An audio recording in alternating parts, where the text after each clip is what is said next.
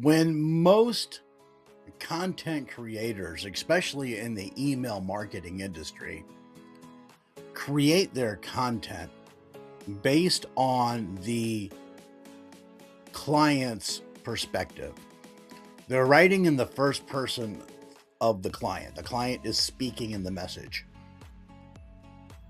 Almost every single person out there fails to introduce who the hell is writing the message. The reader has no idea. A lot of the writers put down, I did this, I discovered, I helped. That does nothing for the reader's brain. Today, we're going to go over how to introduce yourself, the writer, or the client in your content. Let's roll that intro.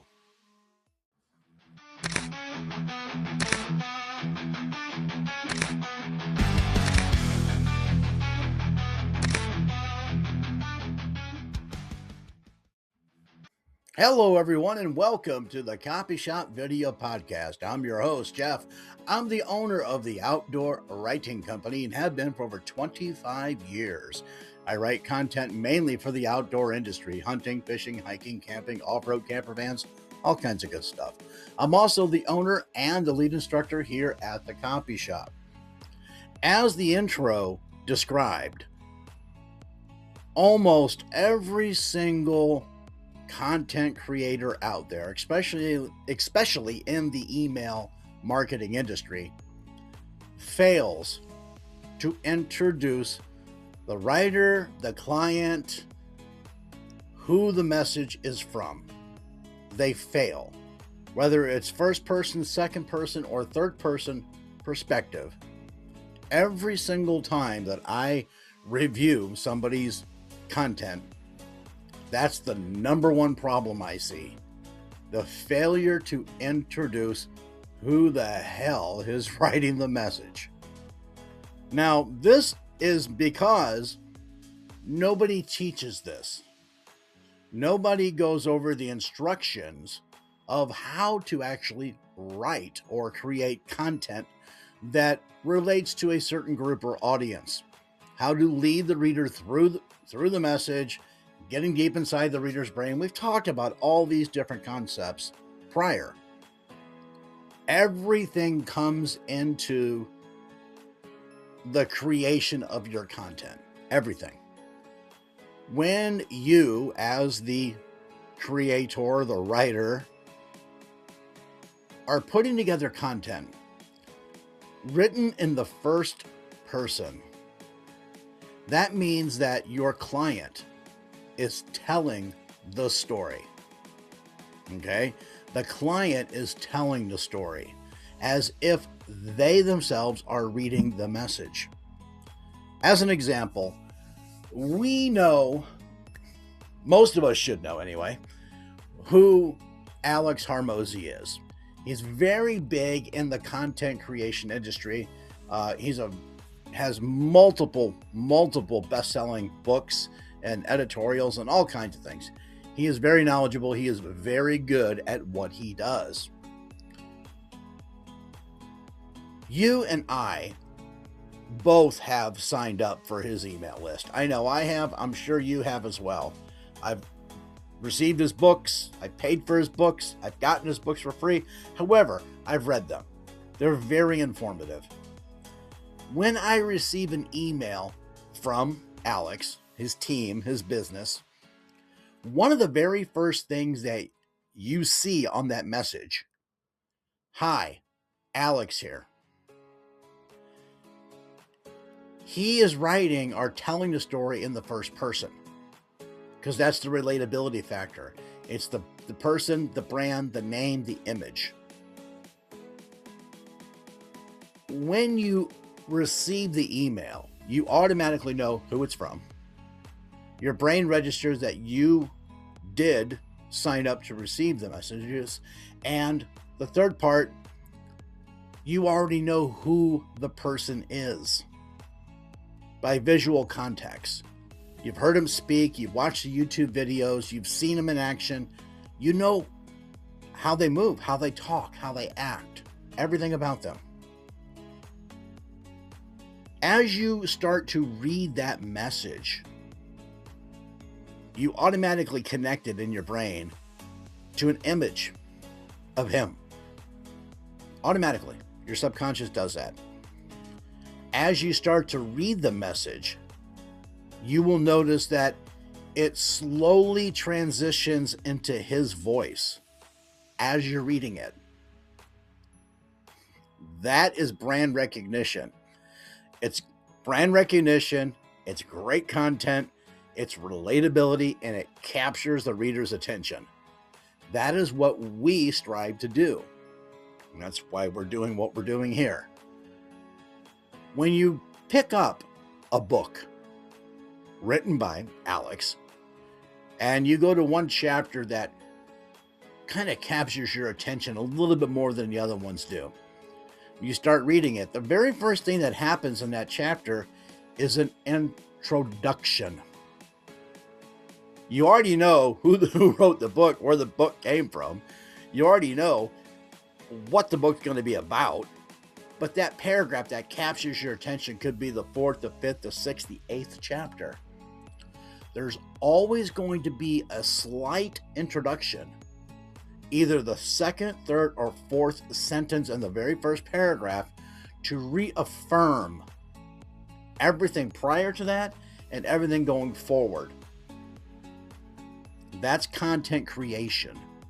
That's also connecting your brain to the topic, the subject, and the information at hand. When you start reading it, you will subconsciously start interpreting this as if Alex is reading the book to you. That's brand recognition. That's what we want to do as content creators, as email marketers. We want the email that we write for our client to be so identifiable in the first person. The reader has no objectivity but to think of that person as they're reading the message.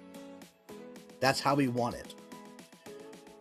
You're not going to get that if you fail to introduce whom is writing the message, whom is supposed to be speaking the message to the reader. Everyone fails at this. Not once, not twice, not 3 times, not 4 times, every single time. Why? You're not instructed. You're not taught. Nothing is explained to you on how to create really relating and hard driving content. Nobody teaches this. We do here at the coffee shop. That's why we're going over it right now. And this being our 8th episode, number 8, we've already covered some really interesting topics. And we're going to continue to do this. The main thing is, though, how do I introduce my prospect, the client, the business itself? How do I do that? Easy. You just tell the reader who it is. I know it's a little bit duh, but no. When you're writing the email, as an example, very first thing Alex does, the subject line, the preview line, the lead sentence, the lead content, it's always going to have an introduction. Hi, Alex here. Always. The podcast prior to this, Paint Me an Image.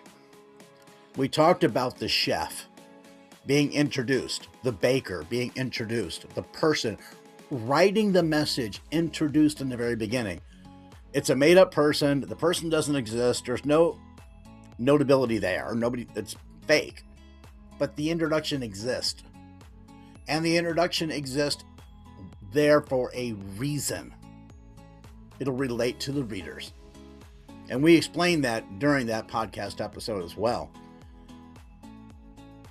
When you write in the first person perspective, it's as if the person whom you are writing for is telling the story, is reading the message, is actually interacting with the group that received this email. Every single time they fail. You have a pretty good subject line. The preview line is, it's okay. Lead content, it's okay. The most important part is how it is relatable to the reader. And that goes by the introduction. Hi, John Smith here. Whatever it might be. When I send my emails out to prospects, I always put down, hi, Jeff Walters here, the owner of the Outdoor Writing Company. Introduction, professional, they know who it's from. That's how it's done.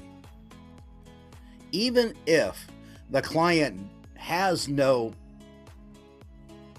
notoriety or a huge following, or hardly anybody even knows who this person or business or subject is, you still have to offer that introduction. It's imperative. Most content turns around and the writer, the creator, you, put in the message, I know how you feel. I felt the same way until I discovered. Okay. Who the hell are you? Why are you telling me this? What message is this? Where did it come from? Why did I sign up for this? All of that is totally 100% removed and fixed with a professional introduction. You have to, as the creator, as the writer, have to be able to have that person, the like, know, and trust built into that introduction. So the reader automatically understands, oh, I did sign up for this. Okay, cool. What's going on here? What information am I going to see? What information am I going to get? Oh, the subject line's pretty good. The preview, all right. What's going on here? Oh, it's from John Smith, the content creator from wherever. There's your introduction. It reinforces your connection to the email list that you signed up for. It's a connection directly to what they do and what they offer. And it also keeps you there as a first person. So that introduction means that person is going to be speaking directly to you. As I explained, as with the example of Alex Hormozi. Every single content creator out there fails to do this. That's why their content, it sucks. It really does. It's crap. You want to avoid that. The steps that we take here at the Copy Shop Video Podcast help eliminate those tiny little mistakes that cause your content not to be sold, not to be looked at, and to be deleted right away. We don't want that.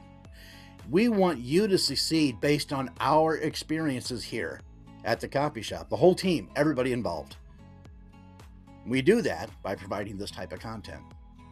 Make sure to leave your comments down below if this is helpful enough for you, as it explains a little bit more in detail of actually what's happening when you, the writer, introduce the client properly in your message. Also, don't forget, check out the link to the Discord and to the Copy Shop down below. This information, we're going to have a brief Google Doc tutorial, as always, that helps explain everything we talked about right here. See you next time.